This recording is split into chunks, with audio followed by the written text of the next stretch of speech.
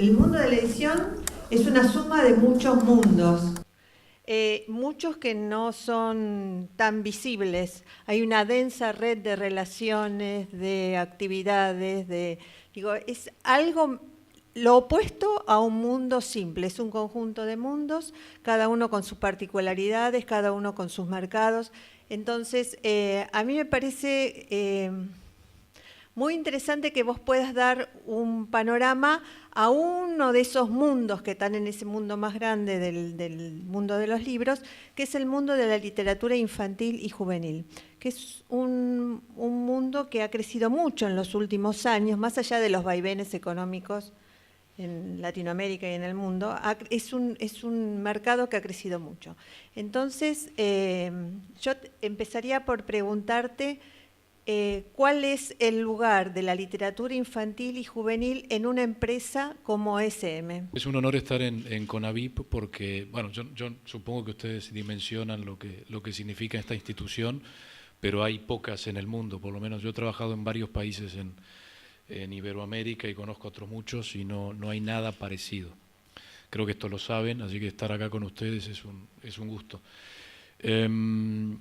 El papel de la literatura infantil juvenil en las editoriales, ¿no? Me preguntaba si en particular en las editoriales vinculadas con el libro educativo de texto. A ver, no preparamos demasiado la charla, pero sí Patricia me anticipó que quería que les comentara del caso concreto de SM, que es donde estoy ahora en México, y una modalidad un poco peculiar en algunas empresas privadas y en el mercado, que tiene que ver con un esquema que traté de resumir ahí para explicar o para responder a esta primera pregunta de Patricia. Podemos ir de lo particular a lo general, les puedo hablar de SM, les puedo hablar de mi paso anterior, en una vida anterior en Alfaguara Infantil Juvenil, donde estuve casi 20 años, y podemos pasar a las generalidades del mercado en México y en otras partes donde conozco. Si vamos del caso particular de SM en México y Fundación SM, es un mercado un poco peculiar de empresa porque SM, representada en lo que ustedes están viendo a la izquierda, es una empresa que se funda hace 80 años, en plena Guerra Civil Española en España, hablando de momentos turbulentos en nuestros países, vaya si este lo era. Y 40 años después, los fundadores de la empresa dicen, era gente que se dedicaba a la educación, tenía colegios, dice, ¿qué hacemos nosotros con una empresa editorial? Vamos a dotar a una fundación con fines sociales, orientada a la mejora de las sociedades en las que estamos a través de la educación y la lectura, como capital fundacional. Entonces, hoy, por estatutos, quienes estamos en la empresa estamos obligados a generar una serie de beneficios para que la fundación encare ciertos programas de tipo social, ¿no? Entre otros, formación, investigación docente, promoción de la lectura y otros tantos en los que ahora no me voy a detener. Concretamente, en términos de promoción de la lectura y literatura infantil juvenil, es donde se produce esta combinación y esta potenciación de recursos y de esfuerzos. Porque no hay solo una transferencia económica, como se ve ahí, de recursos, sino que también hay una zona de proyectos compartidos. Entonces, ¿qué hace concretamente la empresa a su izquierda respecto de la literatura infantil juvenil en el caso de México? Recordemos que México es un país complejo, grande, como la Argentina, pero probablemente incluso más complejo orográfica y geográficamente, de 125 millones de habitantes, 30 millones de alumnos en el sistema de educación básica, desde preescolar hasta bachillerato, de los cuales el 90% van a escuelas públicas. Las editoriales le vendemos al Estado los libros de texto de secundaria y les vendemos literatura infantil juvenil para los programas de biblioteca de aula y escolar. Para primaria el Estado hace el libro y lo reparte gratuitamente a todas las escuelas públicas y privadas del país. En preescolar, los 3 grados de preescolar, y en primaria de primero a sexto. Hace 3 gobiernos atrás México tuvo un programa muy intensivo con una dotación presupuestaria muy importante para la compra de literatura infantil juvenil, curiosamente en un gobierno de derecha, en un gobierno del PAN, con el presidente Vicente Fox, quizá lo recuerden, un señor muy alto, como de 2 metros, que usaba botas de ranchero, creó un programa de biblioteca de aula y escolar con mucho dinero y le compró a las editoriales privadas. Sale él del gobierno y el presupuesto empieza a decrecer crecientemente hasta 0 en los últimos años. Fue un fenómeno muy interesante, también por aquella época se hizo la biblioteca José Vasconcelos, que creo que es la segunda biblioteca más grande de América Latina, en un edificio muy impresionante para los que conocen México. Y en México, en esta complejidad que tiene el sistema, hay 250.000 escuelas en todo el país. Es un Estado federal, con una Secretaría de Educación Pública a nivel nacional que establece pautas y que dota de presupuesto a los estados para que la Secretaría de Educación Pública de cada estado lo ejerzan y ejecuten los programas, muchos de los cuales vinculados obviamente con la literatura infantil juvenil. Esto como para darles un poco de contexto, en un mercado que en términos de comercialización es un mercado con mucho menos puntos de venta que la Argentina, aunque tiene 2 veces y media la población del país y un territorio muy grande. En México, librerías puras son menos que la mitad de la Argentina en términos absolutos, con lo cual debo decirles que aquí, a pesar de todas las dificultades que tenemos, no estamos tan mal en muchos otros aspectos vinculados con el libro, ¿no? En México, por otro lado, se vende mucho en grandes superficies y tiendas departamentales, y en 2017 la venta en librerías cayó un 8% respecto de 2016. El espacio para la venta de literatura infantil es pequeña, por lo tanto, en la medida que el mercado abierto no es tan dinámico, las editoriales educativas, y luego este preámbulo empiezo a responder concretamente la pregunta de Patricia, nos encargamos de promover en colegios a los que visita la red comercial la literatura infantil juvenil. ¿De qué manera? En su momento con los clásicos planes lectores que ustedes conocen, que hoy empiezan a quedar un poco, les diría, un poquito cortos para los maestros y para el nivel de exigencia, sobre todo teniendo en cuenta que la carga horaria de un colegio medio, sobre todo privado en México y presumo que también en la Argentina, es cada vez menor en la medida que le ponen cada vez más actividades extracurriculares. Originariamente era el inglés, pero se han ido incorporando otras. Por lo tanto, entre que hay menos tiempo físico y los colegios no quieren encarecer el costo de la mochila escolar a los padres de familia, el hilo se corta por lo más delgado y lo primero que se quita es el tiempo y el dinero para la literatura infantil juvenil. Con un agravante, y es que la literatura infantil juvenil ha tendido, y voy a usar una palabra antipática, ha tendido a comoditizarse. ¿Qué quiere decir esto? Que la oferta de casi todas las editoriales educativas se parece mucho entre sí. Entre otras cosas porque los autores de literatura infantil juvenil, como saben, los hay muy buenos en Argentina, también en México, son muy prolíficos, no tienen vías para canalizar todo lo que publican, mucho menos en una única editorial, y reparten su producción entre unas cuantas. Por consiguiente, la literatura infantil juvenil restringe su espacio a la escuela.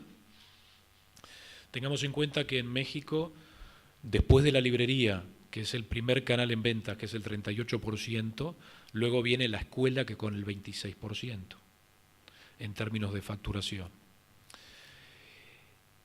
Entonces, la literatura infantil juvenil hoy se juega en 3 campos.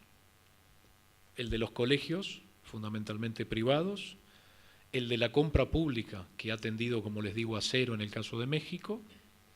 En el último año se ha comprado un poco más de lo que se venía comprando históricamente, en los últimos 6 u 8, y el de la librería.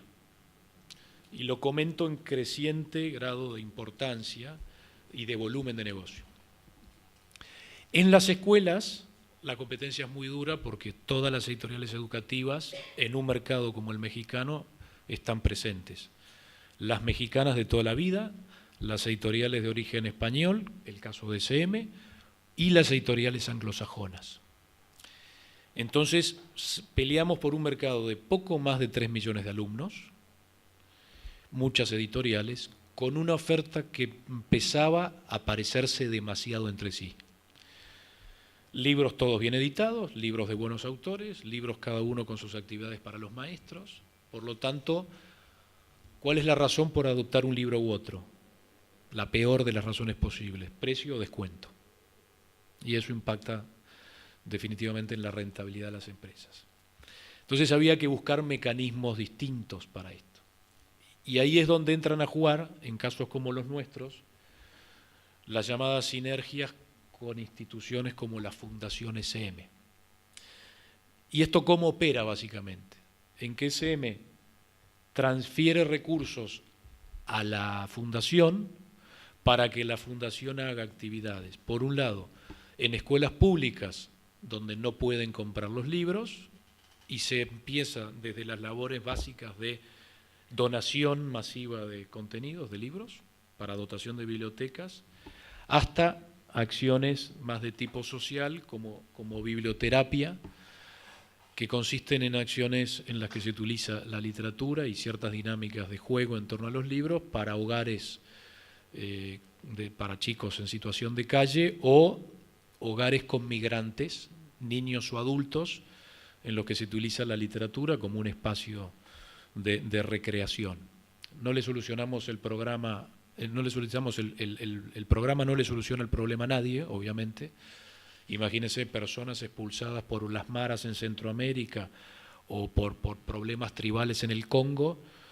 La literatura solo les permite pasar un momento grato durante 2 o 3 horas, pero uno llega y están tristes y te vas y se van y se quedan muchos de ellos con una sonrisa. Y en medio de eso, congresos, encuentros de promoción de la lectura, el Congreso Iberoamericano de Literatura Infantil Juvenil cada trienio, el CILELIG, premios literarios a obras de literatura infantil y juvenil, con una dotación económica para los autores y promoción, o un premio a la trayectoria literaria, que han ganado, por ejemplo, varios autores argentinos, María Teresa Andueto, Laura de Betalle, etc. Y se produce esta zona en el centro, como les digo, de intersección, en la cual se aprovechan los recursos de cada entidad. SM y Fundación, arriba tienen un mismo patronato, pero abajo tienen una gestión autónoma independiente, y la financiación de la Fundación, como les decía, proviene de la utilidad que genera la empresa. Organizamos cosas en conjunto, por ejemplo, lo ven ahí acá al pie, ven el asterisco en el seminario de educación. Organizamos un seminario de educación una vez por año en México para 1.300, 1.400 maestros y directivos de escuelas públicas y privadas de todo el país. El del próximo año va a ser un monográfico dedicado a la lectura y a la escritura. Le pusimos leer para escribir un mundo mejor, lo de escribir con esta doble connotación de lectura y escritura, y también escritura como construcción de, a partir de este sustrato que tenemos de una empresa sin fines de lucro que cree que la educación y la cultura pueden ayudar a que las cosas en la sociedad donde estamos funcionen un poco mejor. Es un congreso en el que irán especialistas de todo el mundo, varios argentinos, españoles, etcétera. Van a dar una conferencia, entre otros, Rosa Montero, por ejemplo, una conferencia magistral sobre imaginación y literatura, y otros muchos escritores argentinos y mexicanos. En cuanto a lo que es la labor de promoción específicamente, además de las clásicas que les digo, de los planes lectores que empiezan a estar en desuso, y las ferias del libro, que ya es un mecanismo conocido y probado, y lo que tiene que ver con activaciones en redes sociales, marketing digital que todos hacemos y la promoción en los colegios, estamos tratando de incorporar algunos mecanismos más o menos innovadores que hoy ofrece la tecnología. Uno de ellos es esto que ven arriba a la izquierda, que se llama LORAN. Si yo puedo conectarme a internet, les voy a mostrar algo en vivo con algún video. ¿En qué consiste LORAN? Bueno, LORAN es un mecanismo para sustituir el viejo mecanismo de los planes de lectores orientado a chicos que hoy están en las aulas, que son muy distintos a aquellos a los que Patricia y yo, e incluso Leandro, nos dirigíamos cuando empezamos en esta actividad exactamente en el siglo pasado.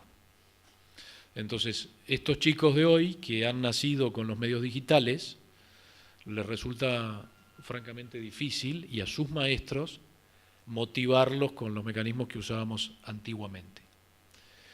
Yo no soy de los que cree que la lectura en general, ni siquiera la literatura de ficción, tiene que ser un mecanismo de entretenimiento puro. Me parece que cuando se trata de leer y de estudiar, el esfuerzo cuenta, y no se trata de frivolizar lo que se hace en términos educativos, pero sí de aprovechar lo que la tecnología ofrece. Concretamente, esto es mejor verlo que contarlo, si ahora puedo me conecto en un rato.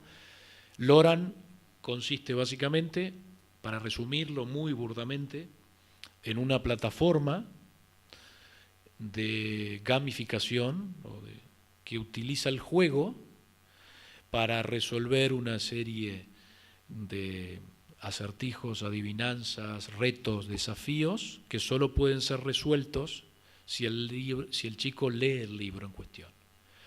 Hay una serie de actividades de distinto tipo. El chico elige un avatar con un personaje con el que se siente identificado, un aventurero, un explorador o lo que fuera. La historia ocurre en una isla de piratas y el chico tiene recompensas de tipo simbólico, en principio, por conseguir resolver los retos que la lectura de esto le permite dilucidar. Pero lo interesante de esto es que el chico lee el libro y juega. En clase, si hay conectividad, o en la casa. Incluso se puede trabajar offline. Pero el chico no sabe, y puede que lo sepa si se lo dicen, que el maestro y el padre de familia tiene acceso a otra capa que permite ver, a partir de una serie de reactivos y demás, qué dificultades tiene el chico en términos de comprensión lectora a partir de las competencias que establecen PISA, la prueba internacional de comprensión lectora, o Planea, que es la mexicana, la que utiliza el Estado mexicano para evaluar la comprensión lectora en los chicos de tercero y sexto de primaria y tercero de secundaria. Entonces, eso permite el sueño de todo educador que hoy la tecnología permite, porque la tecnología en muchas de nuestras escuelas se utiliza con poco sentido pedagógico, y en muchos casos uno se encuentra con la tecnología como moda o porque tiene que estar, pero no facilita nada. En este caso permite la personalización, que es para lo único en principio que la tecnología tendría sentido, porque para leer en un soporte digital, creo que ustedes como nosotros, y también los chicos, debo decirles, porque donde menos ha irrumpido lo digital es en la literatura infantil juvenil, seguiremos prefiriendo en papel. La tecnología lo que te permite hacer más eficazmente que los medios anteriores es personalizar. Entonces el maestro y el padre de familia, si quiere, puede ver cómo está su hijo concretamente a partir de cómo ha ido resolviendo esta serie de retos que le plantea la lectura del libro.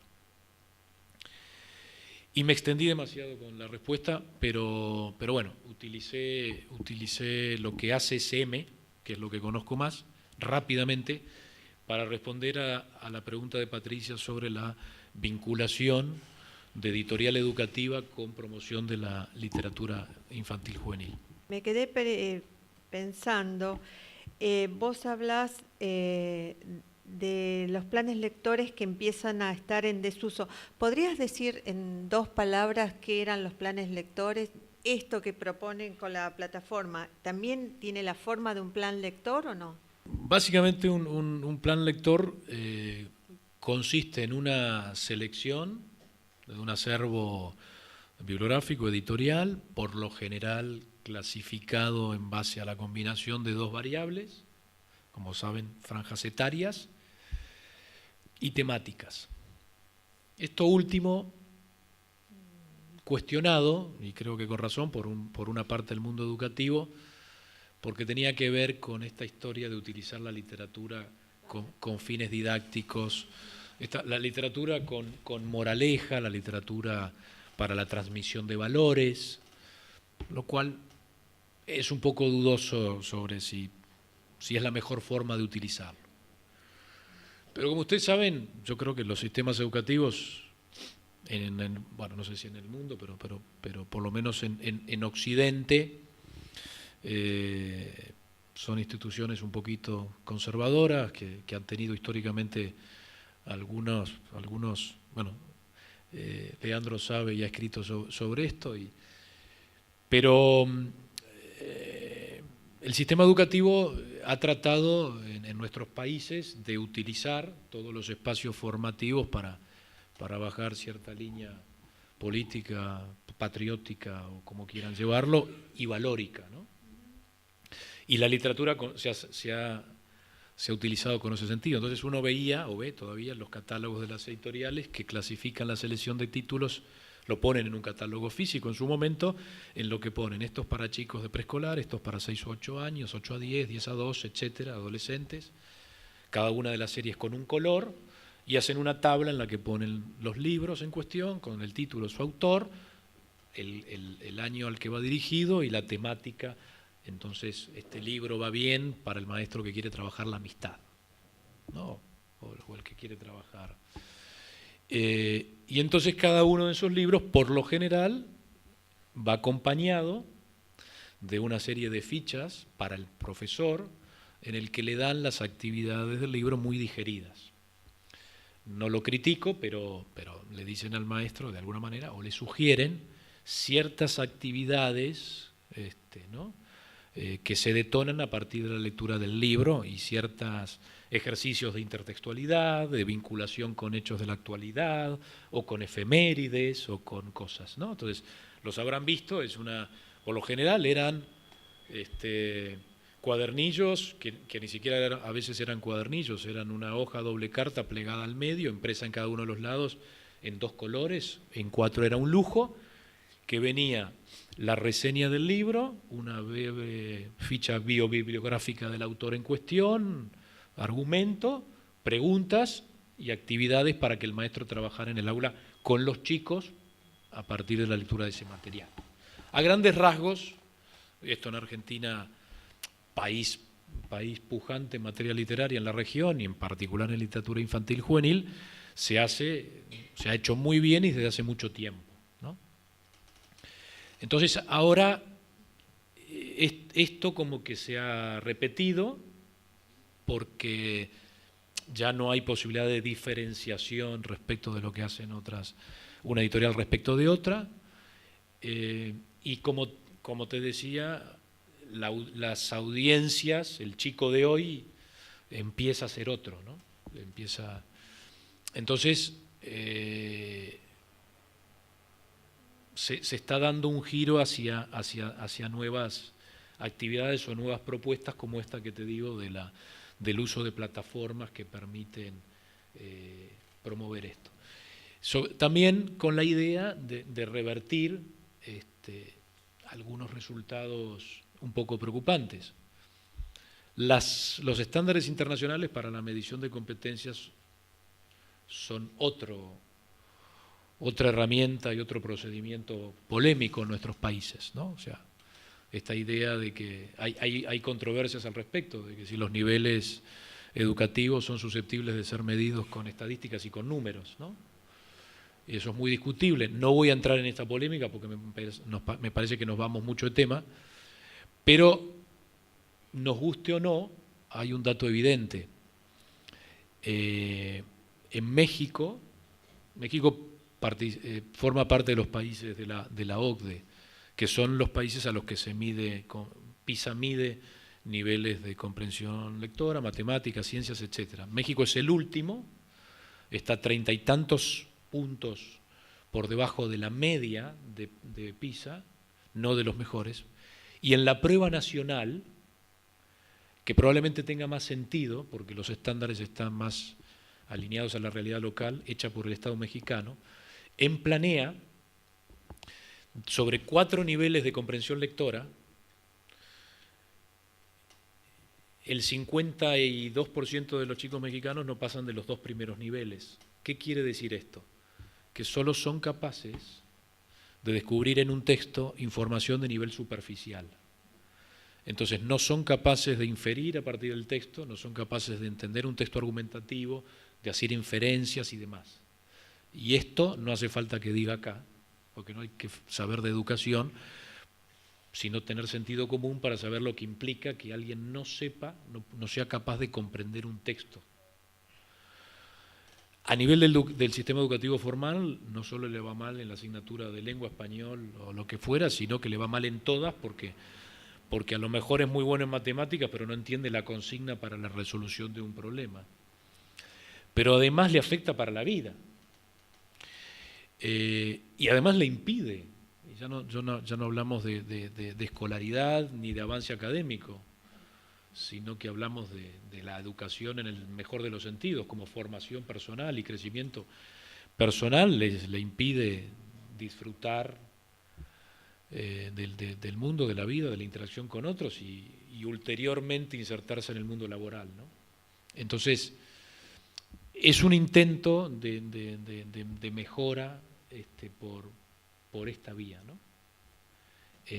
La incorporación de mecanismos alternativos a los viejos planes lectores. Vos mencionabas los planes lectores, que eso se está cambiando, digamos, o se están pensando formas nuevas. Hablaste de las ferias del libro, hablaste de la visita de relacionado con eso, la visita de los promotores a las escuelas. ¿Qué otras estrategias? Lo del premio, ¿se te ocurre alguna más? ¿Hay algo más colectivo, más socializado, más utilización de redes sociales, por ejemplo, en temas de promoción de la lectura? ¿Algo con docentes? Digo, como para pasar revista un poco a la cartera de opciones. El 80% de la venta de mi editorial y presumo de las demás en México se hace a través de colegios.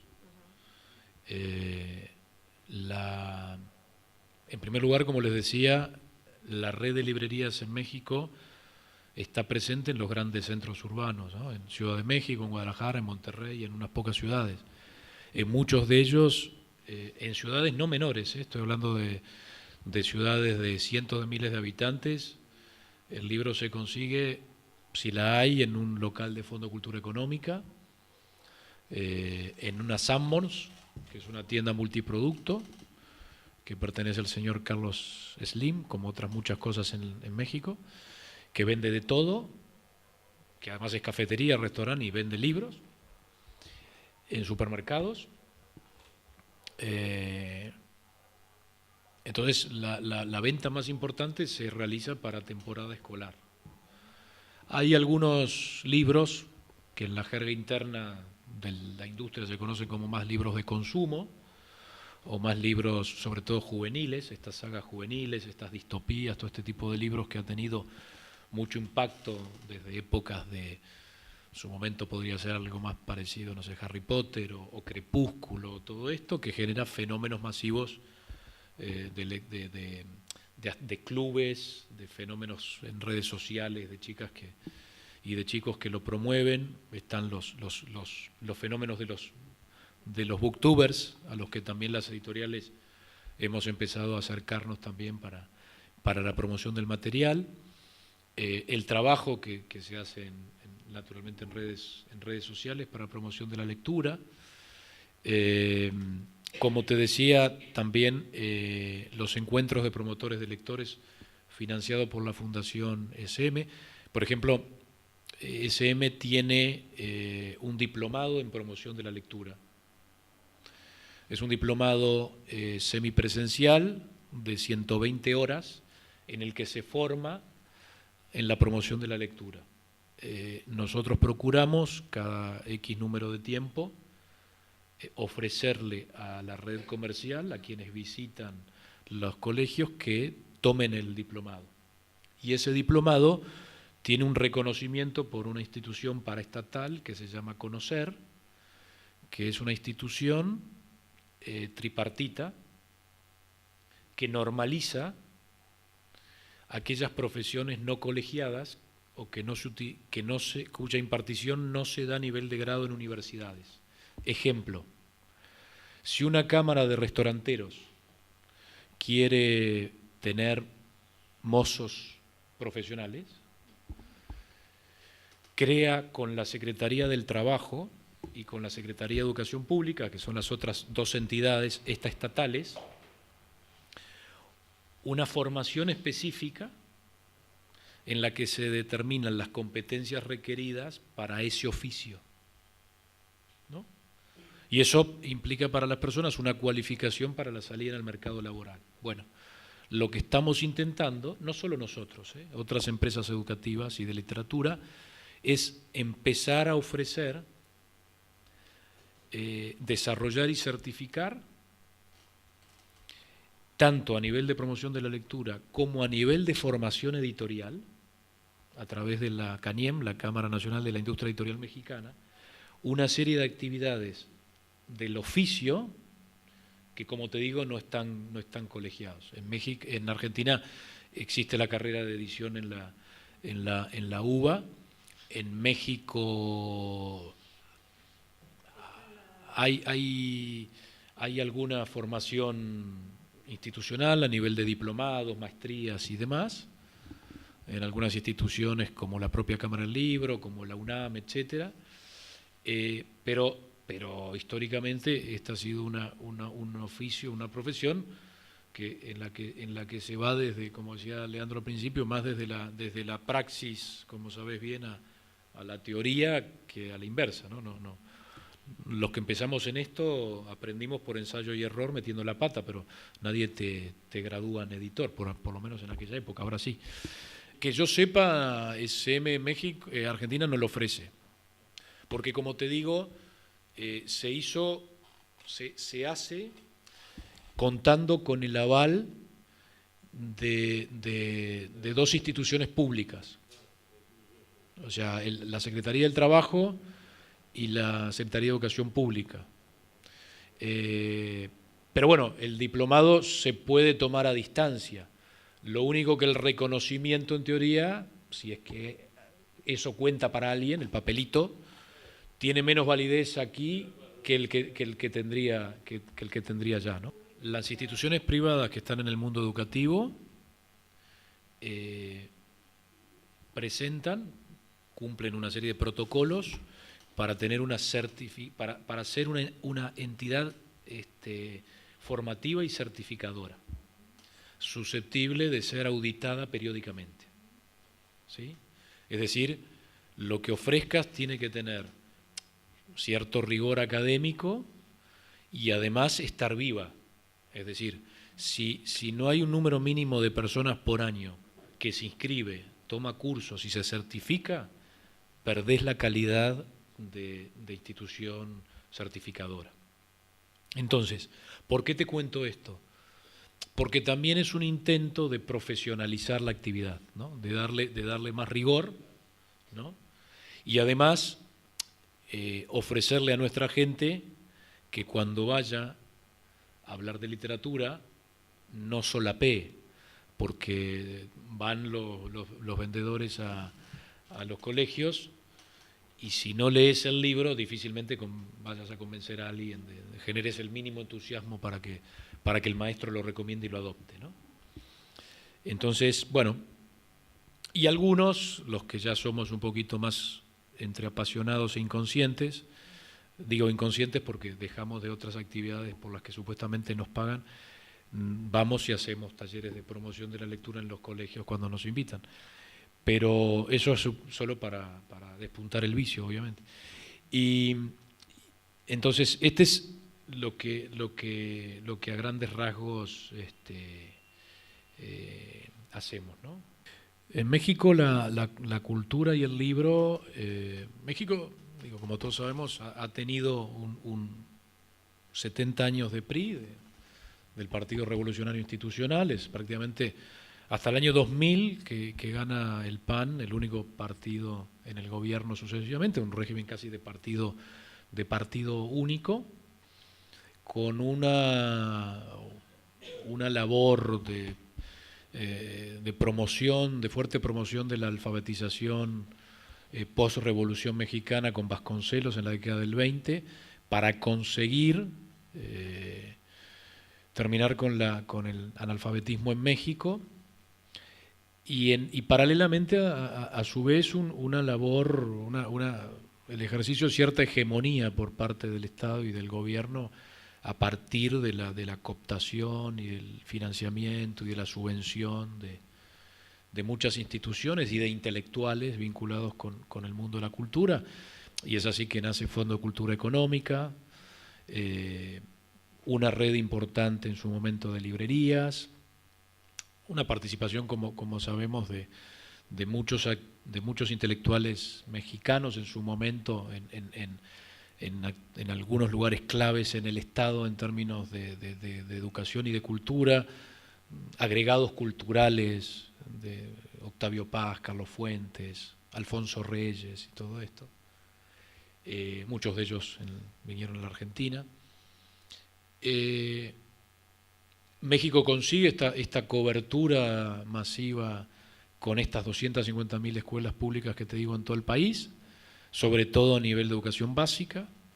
A nivel de prepa, como lo dicen en México, de bachillerato, todavía la cobertura es baja, o sea, de los chicos que terminan secundaria y los que pueden acceder por edad y por haber terminado secundaria a preparatoria, la cobertura es poco más del 60% del total. Ahí hay un problema en secundaria y hay un problema social que tiene que ver con la necesidad de salir al mercado laboral y no concluir los estudios. Una inversión muy importante en bibliotecas públicas, algunas de ellas con una magnificencia así, pero a lo mexicano, ¿no? O sea, todo grande. O sea, la Biblioteca Vasconcelos, la biblioteca que se hizo en la Ciudadela con motivo del Bicentenario, el Estado mexicano que compra acervos, bibliotecas de grandes intelectuales mexicanos que van muriendo, se la compran a sus herederos y la ponen al servicio de... O sea, una labor en favor de la cultura en México, como vos bien sabés, muy interesante. Incluso un presupuesto para el Fondo de Cultura Económica que hoy debe estar en torno a los 150 millones de pesos mexicanos anuales, unos 7,5 millones de dólares aproximadamente para empezar a operar, ediciones propias, literatura infantil y juvenil que hace el Estado de primer nivel con precios muy bajos, muy subvencionados, puntos de venta magníficos, dedicados cada uno de ellos a escritores e intelectuales mexicanos ilustres, y hasta la expansión internacional, ¿no? Esta librería de acá, ¿no? en Palermo, y el Centro García Márquez en Bogotá, o sea, sedes en muchas ciudades, en Centroamérica, en España. O sea, México destina un porcentaje de su Producto Interno Bruto a la educación y a la cultura muy importante. Quizá insuficiente para la población que tiene que atender y la complejidad que tiene. No tiene nada parecido a CONAVIP, que yo sepa por lo menos, y ya debiera haberme enterado porque ya tengo muchos años ahí. ¿Hay un modelo de salas de lectura? Sí, hay un modelo de sala de lecturas, pero no es equivalente.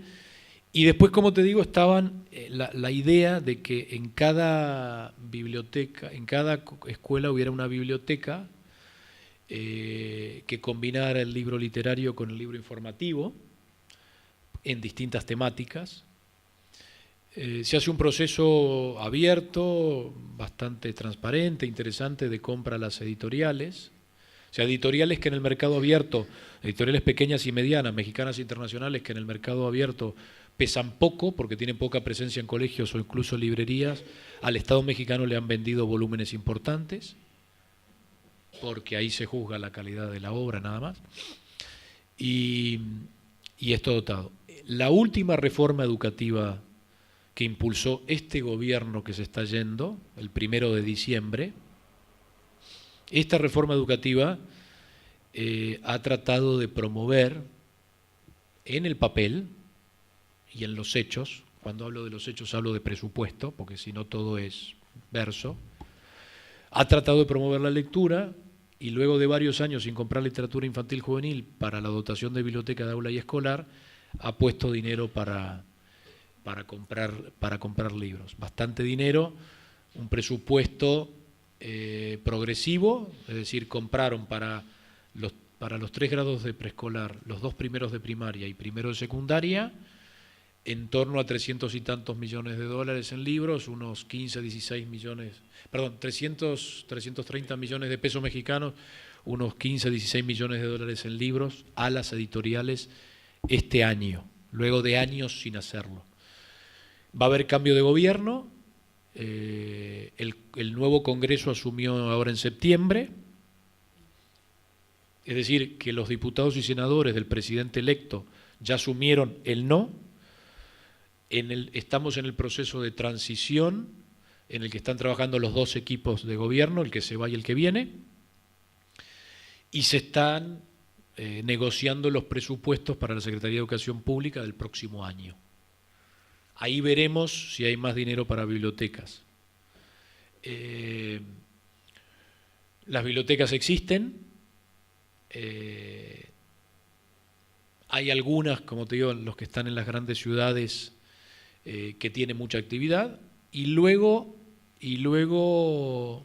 hay otros organismos como en la Argentina, también del Estado, y dependientes de recursos públicos como la UNAM, la Universidad de Guadalajara, que también son muy activas en la materia, ¿no? Por ejemplo, la UDG, la Universidad de Guadalajara, que es la segunda universidad nacional luego de la UNAM, la Universidad Nacional Autónoma de México, acaba de inaugurar en su centro universitario hace poco la biblioteca Carlos Fuentes, que es una biblioteca enorme. Como ustedes saben, la feria del libro más importante de Iberoamérica es la de Guadalajara, una de las 3 o 4 principales del mundo, y es organizada por una universidad y pública, ¿no? Por la Universidad de Guadalajara, o sea, no es una institución privada, ¿no? ¿Por qué no se puede que sean las universidades nacionales las que provean ese material que va a crear sentido en los chicos y que de paso va a pavimentar ese camino al ingreso a la universidad? ¿Por qué tiene que ser de capital privado y no generado por universidades nacionales? Sí, yo tengo muchos años de trabajo en las editoriales de libros de texto, y tengo muchos años de trabajo en editoriales universitarias. Entonces creo que te puedo responder a partir del conocimiento de esos 2 campos. Yo creo que la respuesta no tiene que ver con lo pedagógico ni con lo didáctico, sino que se necesita mucho conocimiento específico del trabajo editorial para hacer buenos libros de texto. Y no hay esa capacidad instalada en las editoriales todavía, en las editoriales universitarias. ¿Qué quiero decir? Para hacer buenos libros de texto, hacer buenos libros de texto es dificilísimo, dificilísimo. Y se necesita gente muy entrenada. Y se necesitan regímenes de trabajo intensivos que no son los que se dan habitualmente en la universidad. En la universidad vos tenés profesores, yo soy profesora en la universidad, tenés que dar clase, tenés que investigar, tenés que atender a los alumnos, tenés que ocuparte de la política universitaria. Para hacer libro de texto necesitas estar full time haciendo libro de texto, si no se te va de las manos. Esa es una razón, se necesitan editores especializados que no tenemos y habría que formarlos en cada una de las editoriales universitarias. Pero además se necesita una inversión enorme. Los libros de texto son carísimos, de prototipos carísimos. No solamente la impresión, que tiene que ser en buen papel, a 4 colores, más todo lo que puedas querer ponerle en el mundo digital, sino el prototipo, el máster de cada libro requiere una inversión enorme. Lo que no podemos hacer son libros de texto se puede hacer alguna experiencia piloto, por ejemplo. Y yo estuve trabajando, tirando ideas y haciendo algunos talleres con respecto a esto, haciendo alguna experiencia piloto. Pero vos en los libros de texto necesitas ofrecer series completas. Entonces la inversión que tenés que hacer es enorme. Lo que no puedes hacer nunca es que los libros de texto hechos en la universidad sean peores que los libros de texto que hacen las editoriales privadas. Y para que sean mejores necesitas mucha gente entrenada y mucho dinero, muchísimo dinero. Hay algunos proyectos aquí que son exitosos. Uno de ellos, por ejemplo, la editorial en la que trabajó algún tiempo Patricia, Puerto El Palo, que después se vendió, creada por Raúl González, después Mandioca, y sigue existiendo. La editorial Mandioca es de capitales locales, es de una persona, y que por qué la puede sostener y todo lo demás, porque conoce un resorte fundamental, y esto lo sabe Fernando mejor que ninguno de nosotros de acá, para el mundo del libro de texto, que es la adopción en el aula. ¿Cuál es la limitación que tiene el libro de texto que no tiene otros? Tiene dos limitaciones. La primera la acaba de mencionar muy bien Patricia, y eso es su costo. Su costo de producción es muy alto, son a 4 colores, etcétera, etcétera. El segundo es que vos tenés un mercado limitado. Es decir, vos haces un libro para los nenes de primer grado y el mercado son los nenes de primer grado, más la competencia que tenés en los otros libros. ¿Viste? Vos haces que se el nombre de la rosa y podés vender 3.000 ejemplares o 2 millones de ejemplares con el mismo libro, con el mismo contenido, con el mismo derecho. Vos haces un libro para primero infantil y es eso. Ayer me crucé con las chicas que hacen de Hola Chico, por ejemplo, que hacen para libros de jardín de infantes, que ahí viene el segundo de los problemas. Tenés muy segmentado el mercado. Entonces, como tenés muy segmentado el mercado, el costo de llegar a ese mercado no es el costo. ¿Viste? Vos haces una novela de, qué sé yo, de Canales, de Florencia Canales, con un aviso en el diario Nación, un aviso en Página 2, en Clarín, y tuviste una perspectiva de todos los lectores potenciales. Vos, estos libros, tenés que ir con un señor a visitar al docente. O sea, que tiene un costo de promoción muy alto, que si luego el libro te fracasa o no funciona, digo, para mencionar un montón de elementos. Entonces, para hacer un libro, hoy en día, se necesita un ejército de autores, fotógrafos, ilustradores, iconógrafos, correctores de estilo. Toda esa gente interviene en un libro. Entonces, se tiene que armar un equipo editorial. Eso hoy en México, barato, optimizando muchos costos, para el libro de grado de una asignatura en prototipo, listo para mandar imprenta, te cuesta $30.000 para empezar a hablar. O sea, tener el máster que decía Patricia, no sé cuánto cuesta en la Argentina, no estoy al tanto, pero un libro bien hecho, digno de un libro de estudio, te cuesta eso. Segundo problema, el que decía Patricia, los tiempos. Desde que se aprueban los programas de estudio por parte del Estado hasta el momento en el que los libros se requieren, se cuenta con muy poco tiempo. Entonces tenés que tener un montón de gente a disposición, espaldas financieras para pagarle a esas personas su trabajo y que cobren bien y en fecha, porque si no, no te lo terminan cuando lo necesitas, para cumplir con esa demanda. Entonces, ¿qué se hace? En términos prácticos, lo que termina ocurriendo es una convergencia entre iniciativa privada, Estado y universidad. ¿Por qué? Porque varios de los autores vienen del mundo universitario, universidad pública, varios de los autores nuestros son de la UNAM, por ejemplo. Hay un editor con formación pedagógica que lima lo más árido, lo más académico de alguien que piensa para el mundo universitario y no para el de la educación básica y traduce ese lenguaje. Y el Estado que te regula, por decirlo de alguna manera, por la vía de los programas y por la vía de la aprobación de los textos, qué tipo de libros te compra. Y un beneficio añadido, el económico. El mismo libro que yo le vendo en secundaria, el mismo libro, a una escuela de élite mexicana privada, lo usa un chico de la escuela pública mexicana y el Estado me lo paga 10 veces menos, gracias al volumen que me compra. Entonces, el Estado delega lo delegable, o sea, no resigna su capacidad rectora sobre la educación, pero optimiza tiempos y recursos. Entonces, hay una serie de libros aprobados que se cuelgan en una página de la Secretaría de Educación Pública, cada maestro frente a aula tiene un código y dice, yo quiero este. Se consolida el pedido a nivel estatal y nacional y al maestro que pidió ese libro supuestamente se lo mandan. Entonces, de esta manera, ¿qué conseguimos? Que el maestro decida qué usa, que el chico tenga de la escuela pública un libro de la calidad del de la escuela privada, que el libro esté aprobado por la Secretaría de Educación Pública y que los chicos de las escuelas públicas y privadas de todo el país utilicen el mismo libro de texto.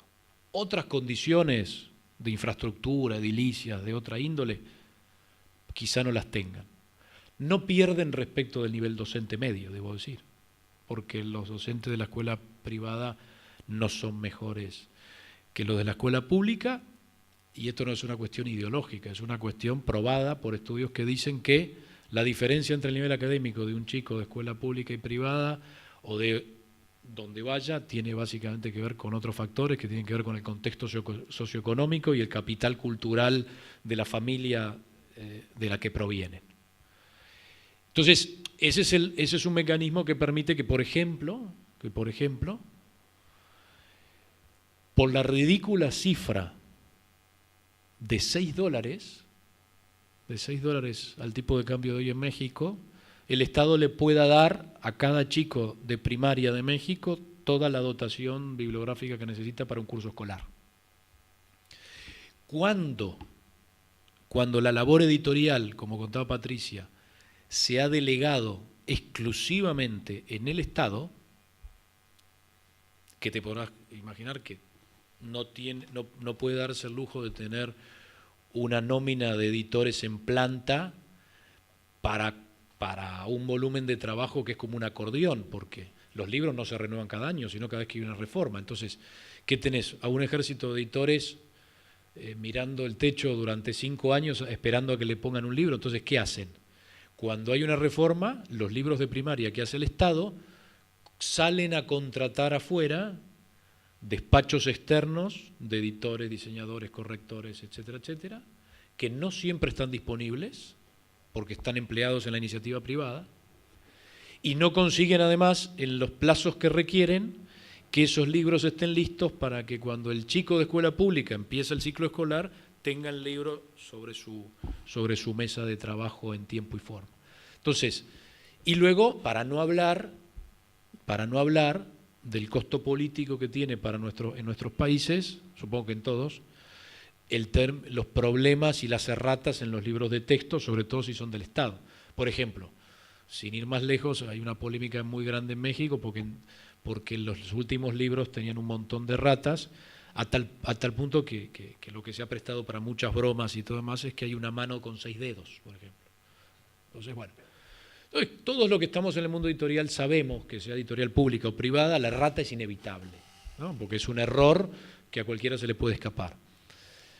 Pero a lo que voy es que es la manera más fácil articular recursos y mecanismos para que los que no sufran sean los chicos, que finalmente son los destinatarios de lo que se hace. Entonces, así como el Estado no se nos ocurre a cualquiera de nosotros, bueno, supongo que a algunos sí, que tiene que tener una empresa constructora para construir rutas nacionales o pavimentar calles, entonces contrata privados y se llevan una parte de la inversión por el peaje. De la misma manera, la provisión de textos escolares requiere inevitablemente que el Estado recurra a la ayuda, por decirlo de alguna manera, de la iniciativa privada, porque de otra manera no lo pueden resolver.